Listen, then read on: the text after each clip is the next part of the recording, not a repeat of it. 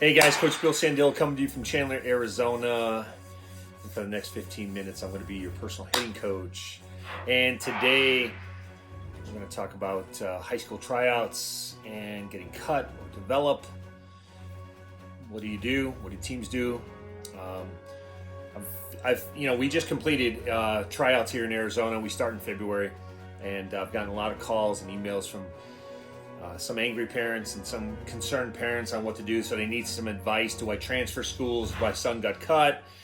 Or do I continue on with this high school? What are your thoughts? And I can tell you, as somebody who's been in the Valley as long as I have and trained as many people as I have, I even worked at a local high school here as a coach. But I got to tell you, I'm gonna give you my 2 cents on the whole tryout, cut, develop type of thing, right? So overall, I give the high school systems here in Arizona probably a D to an F when it comes to developing players.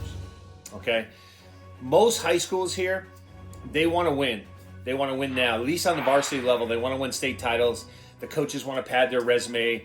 They want to win at all costs. Winning at all costs means my son at the varsity level could get a scholarship somewhere, and I just think you're doing it the wrong way.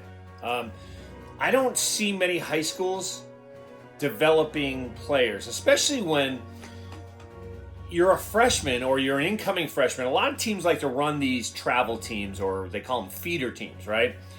Who's feeding into the high school, what kind of talent they're getting. And that's a great thing, because it does feed from the junior highs. It does feed a lot of good players into these local high schools, right?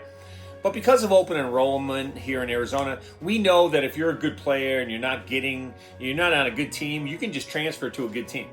A good 6A team if you're pretty good, right? So, but the question of development or cut players at a young age always comes into question every single year. Okay, so let me give you my take. I've run a training academy here. I've trained 11,000 players in my career. I don't believe in cutting people at the freshman and sophomore levels. I just don't. I think these high school coaches get an F in development because they hire unqualified coaches to coach at the JV level because there just is no money. Even the varsity coaches get a small stipend. And if they're hired from an outside, meaning that they're not teachers in the school, they still don't make a lot of money. So I don't think the system as a whole is in place to develop. But if you're a high school and you ever run an academy where you're starting to develop people, I think you're onto something. I really do. I would tell high schools to do that, because at the freshman and sophomore levels, those are your development years. But I think it's funny. A lot of calls I fielded was, my son just got cut from freshman, or my son didn't make the JV team. He played freshman last year, but he didn't make the JV team because the coach only kept 14 players. When you got 50, 60 players trying out and you're only keeping 14, you're not doing your program a service. You're actually hurting your program, which I don't understand. I don't understand the mentality of some of these coaches that want to hurt their program so players will quit or go to another high school. And when one coach says you're not good enough, and this is for the parents out there, don't listen to these coaches. Most of them aren't qualified to make that distinction. But they don't understand. Some of these guys are actually teachers too. Most of these coaches don't understand that you're hurting players at a young age that could be playing, that could be earning scholarships to go on and play baseball, because you decide they're not good enough for your team based on how it looks. I don't like the fact that high school coaches don't develop. Freshman and sophomore, they discount because they want the varsity to be the best varsity they can be. But when you're cutting people at the lower levels, how can your program be any good at the higher level? It never made sense to me that because the player is so young, he hasn't reached his physical maturity or his potential as a player. And you don't know what that player is going to look like in 3 years. I've seen so many players that I've trained actually become great players 2-3 years down the road. And I always tell people, what you look like now, what are you going to look like 4 years from now? When you start developing your man strength, you get in the gym, you start filling out.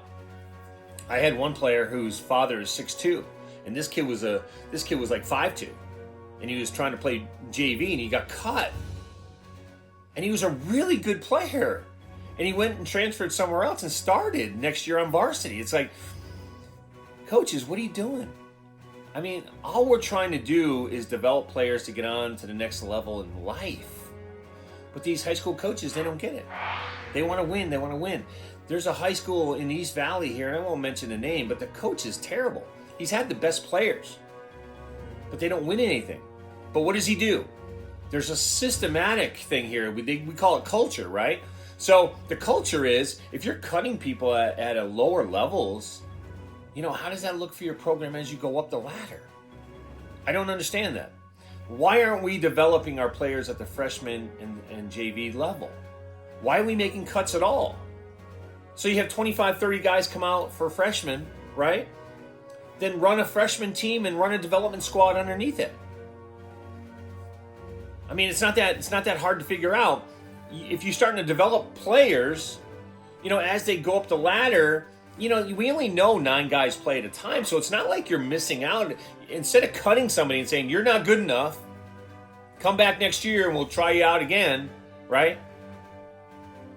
Why don't you just work with that player? Why don't you put together a development program? Instead of 6 hour going outside and taking batting practice, why don't you go in your classroom and run development classes? Why don't you run skill? Why don't you run strategy? Why don't you run what pitchers do, what the shifts are all about? Why don't you run a true academy, you know, and do it in your 6 hour classrooms? The first high school that does that is going to win the attrition battle. They're going to win the talent battle, because it's amazing in Arizona that if you don't get what you want, you transfer to another school. And when you transfer to another school, you don't get what you want, you transfer somewhere else. And it's all because these coaches don't care about you. They don't want you to get on to the next level. They want to win. Winning is the most important thing at the high school level. And I think it's pretty sad, because we do lose people up the ladder, guys that are great baseball players, and then they get cut because some coach told them they weren't good enough. Then they have to go play golf or something. And I know one of my good players led the team in everything. He got cut from one of the 6A schools. He went and played golf. I mean, he just gave up baseball altogether, and I don't want to see that when players. Now when you have potential, you know what I mean? But you don't know if you have potential, I think, until your junior and senior year. So, you know, to cut or develop, I'm always in favor of developing. I feel sorry for the parents who have kids that got cut and honestly could play at another team, so they got to make the distinction now. Do they transfer high schools? It's sad, because now we put education, you know, secondary to sports, and it's because of what coach said.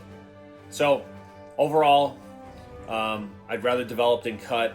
I'm sorry for the parents that have to go through this every single year, because I've been here 27 years. I hear this every single year about this time, and it's sad that they have to go through this, but it is what it is, and it's not going to change. So your best thing to do is take lessons from guys like me, professional hitting coaches, pitching coaches, catching coaches, guys that want to up your skill development to get you ready so there's no excuses when you get to that level.